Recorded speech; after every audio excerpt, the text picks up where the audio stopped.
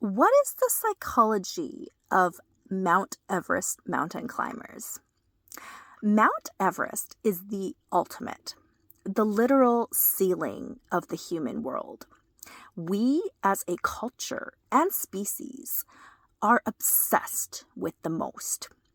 And Everest is the most of everything.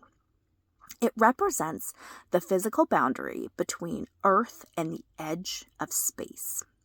There is a profound magnetic pull to a place where humans aren't meant to survive. The death zone isn't just a location, it's a psychological dare. Climbers aren't just fighting a mountain, they are fighting their own biological expiration date. We fascinate over the fact that at those levels of elevation, your body is dying every second. What better way to feel alive than to be this close to the edge? The history of the mountain is written in both triumph and frozen tragedy. Everest serves as a giant mirror reflecting our greatest strengths and our most dangerous vanities. There is a specific Everest effect where the mountain becomes more famous because it is so deadly.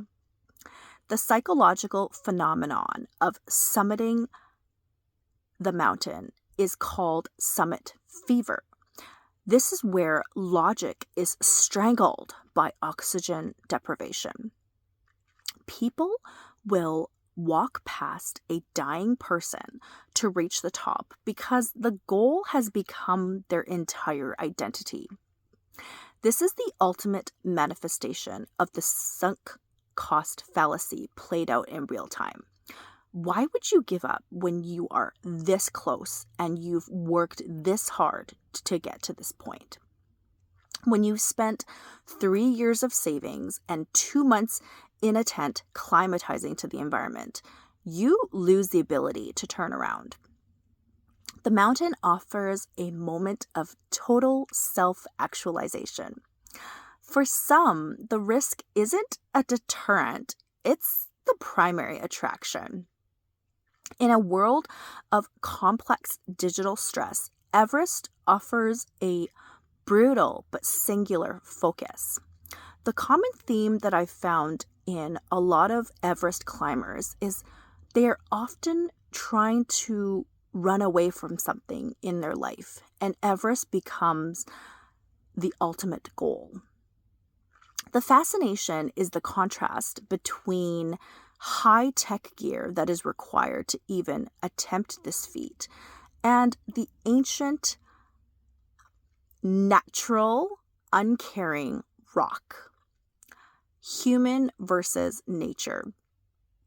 The mountain has become a high-altitude graveyard.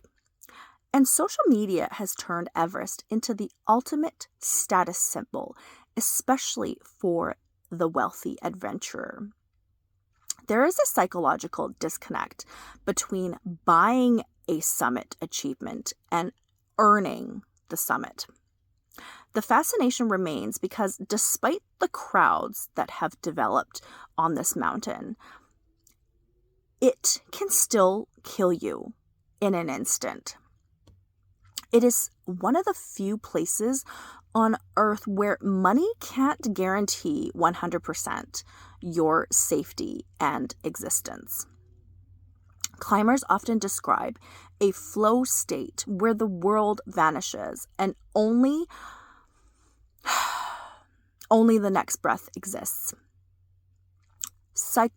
Psychologically, many climbers are running away from something just as much as they are climbing towards it.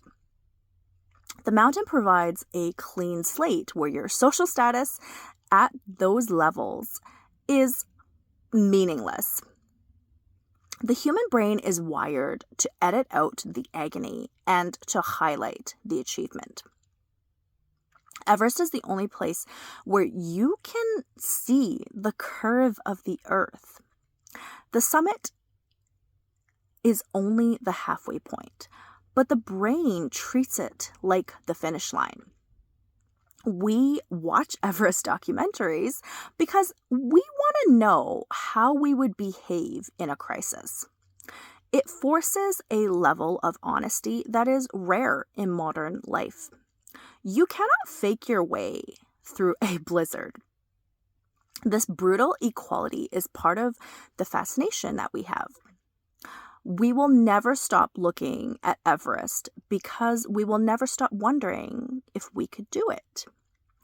The mountain remains a cold, indifferent, and beautiful reminder of our limits and our short life.